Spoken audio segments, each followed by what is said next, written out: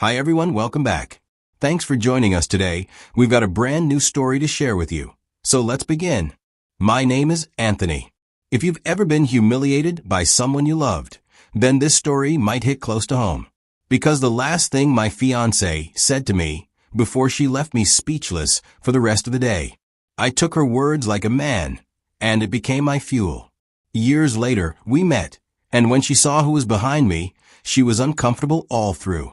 But before I get ahead of myself, let me take you back and tell you exactly how we got from "you're not a man" to that moment at the dinner table that left her speechless. I first saw Stephanie when I had gone over to a mutual friend's place for a casual get-together. She was beautiful, no doubt about that. But it was more than her looks. We didn't talk much at first, just some small exchanges here and there. But by the end of the evening, I knew I wanted to see her again. We exchanged numbers as everyone was heading out. Over the next few weeks, we started texting here and there. I eventually found out she worked in one of the top PR firms in the city. That didn't surprise me at all. She had that polished, smart, go-getter vibe that just fit that world. Our conversations started to grow deeper. The more I got to know her, the more I realized how drawn I was to her mind just as much as her presence. A few months in, it became more than friendship. At the time, I was working in the software department of a well-known tech company. My job paid well, came with regular bonuses, and gave me enough breathing room to live comfortably. And then some. I didn't mind spending on her. I actually liked it. Whether it was booking us dinner at the best restaurants, surprising her with gifts, or getting her little things she had casually mentioned in passing, I enjoyed seeing her face light up. It made me feel good to do that for someone I cared about. I've always been more of an introvert. I enjoy quiet evenings, familiar routines, and avoiding the spotlight. Stephanie was the complete opposite. She was social, spontaneous, and always looking for something new to do. She'd plan our weekends, suggest new places to explore, and pull me into things I never would have tried on my own. And I love that. She brought balance to my life, pushed me out of my comfort zone, and made the world feel a little more vibrant. Back then, everything felt like it was heading in the right direction. By the time Stephanie and I had been together for 2 years, I was sure she was the one. You know how people say, when you know, you know? That was exactly how I felt. So, I made up my mind to propose. I went out of my way to get her a natural diamond. When I asked her to marry me, she said yes. She was so happy, smiling from ear to ear, holding her hand out to admire the ring over and over again. After the proposal, I asked her to move in permanently. Stephanie was already spending most of her nights at my apartment. Her stuff was in my closet, her products were lined up next to mine in the bathroom, and half the time she was already there when I got home. She agreed, and that was that. And for a while, it genuinely felt like the start of forever. 2 months after our engagement, life threw me a punch I didn't see coming. I lost my job. And not because I wasn't performing or slacking off. I was actually trying to improve things. It all started with a company-wide email about a new internal policy. It didn't sit right with me. The policy had major gaps that could hurt both productivity and employee morale. So I took a few hours, ran some numbers, and wrote a calm, data-back response to management. I wasn't rude. I just wanted them to reconsider the approach and think long-term. But apparently, honesty was a threat. A few days later, I was called into HR. They accused me of undermining leadership, and by the end of the week, I was packing up my desk. Just like that, I went from a secure paycheck and a clear path up the ladder to staring at a blank calendar. And yeah, I could have immediately jumped into job boards and started chasing interviews. But something in me had shifted. I'd been sitting on a software project for over a year, a platform I believed could actually make a difference, and I decided it was time to bet on myself. I sat down with Stephanie that same evening. We had a long talk. I explained everything, how I lost the job, what led to it, and what I wanted to do next. I told her we'd need to pause the wedding planning and slow down our spending while I built the foundation of the business. I was transparent, and I only needed time and support. I told her I didn't want to go back into a system where speaking up meant being punished. I wanted to build something better on my own terms. At first, she nodded along.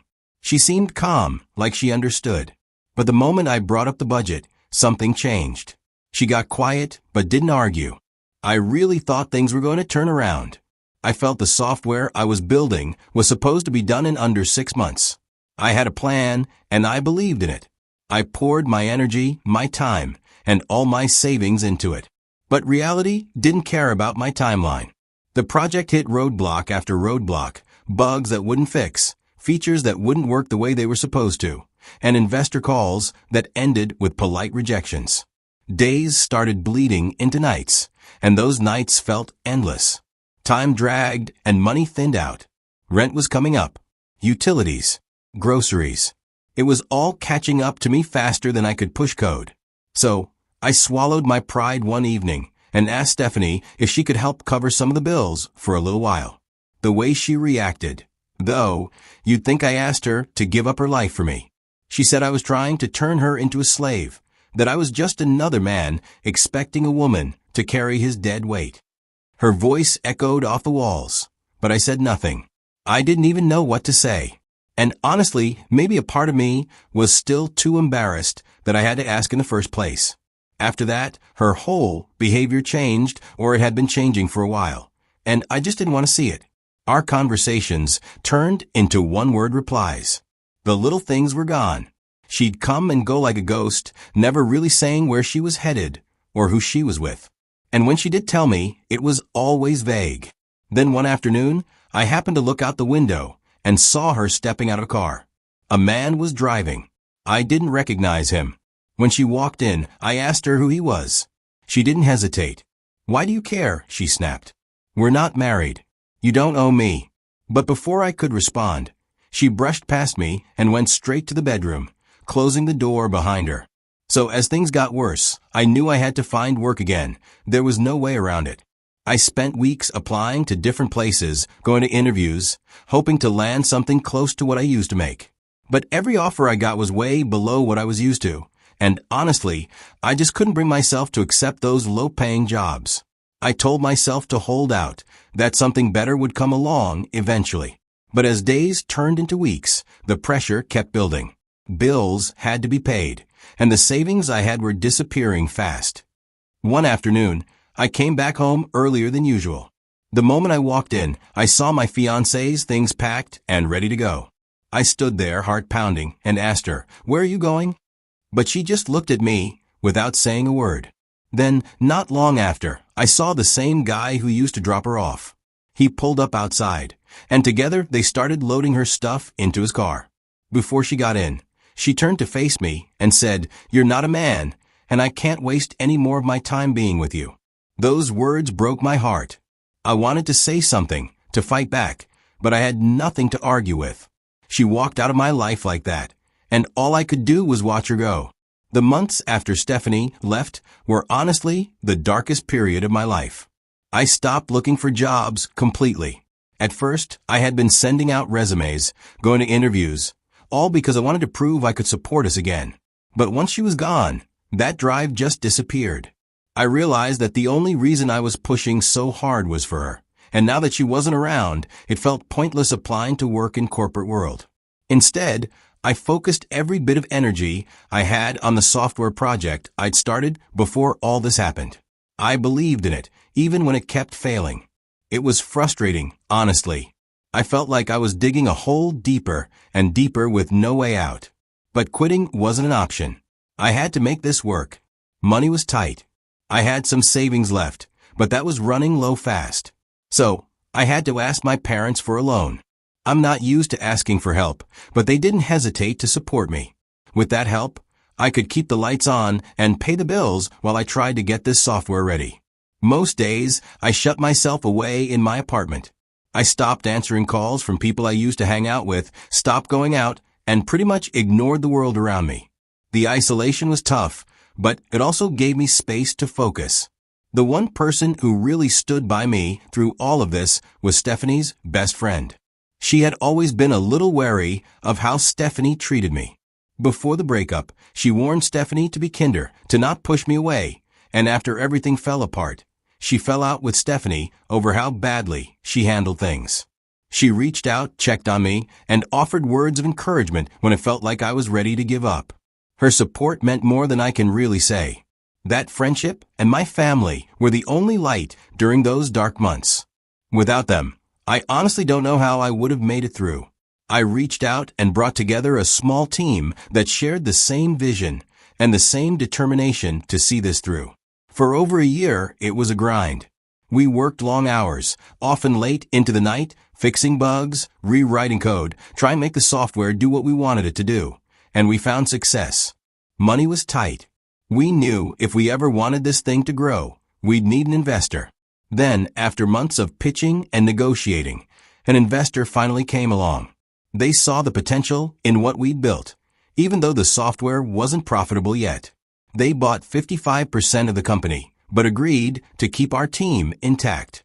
That deal gave us the financial lifeline we desperately needed, and with their resources, things changed. Suddenly, things started moving fast. We were able to improve the software, reach more customers, and finally get some steady income coming in. Despite the success, I kept my life pretty low-key. An old friend reached out to invite me to a small dinner party celebrating their anniversary. I was a bit hesitant because work consumes most of my time. The guest list was tight, and they asked me to bring a +1. I wasn't sure who I could bring. I hadn't been on a date or in any kind of relationship since Stephanie left. But then I thought about who had really been there for me. The person who stuck by me even when things were rough was Stephanie's best friend.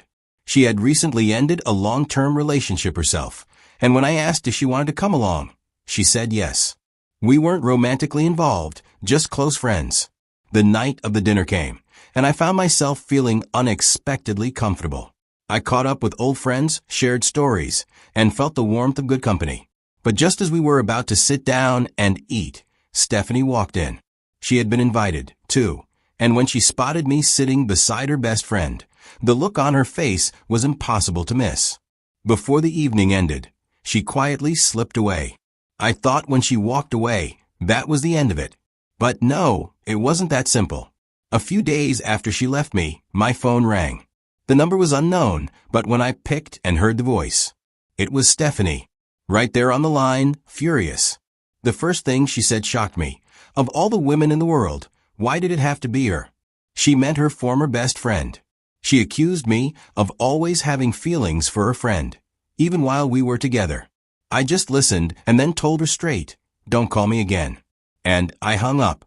I wasn't going to get pulled into her drama. But she didn't stop. She called her ex-best friend and started accusing her of betrayal, telling her to stay away from me. When she couldn't get through to either of us with her anger, she switched tactics. She started texting me, saying she missed us, saying she was just frustrated back then and that maybe we could work things out. I saw right through it and blocked her number. Then, as if that wasn't enough, she called from a different number. I picked up and I didn't hold back.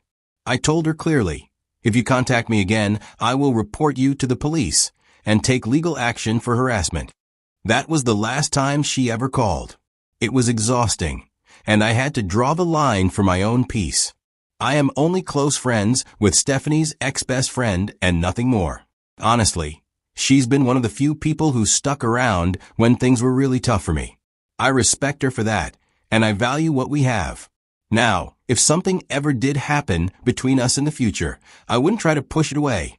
She's a good person, and anyone who stands by you when you're at your lowest is worth keeping around in your life. But for now, and as things stand, we're just friends, and that's enough.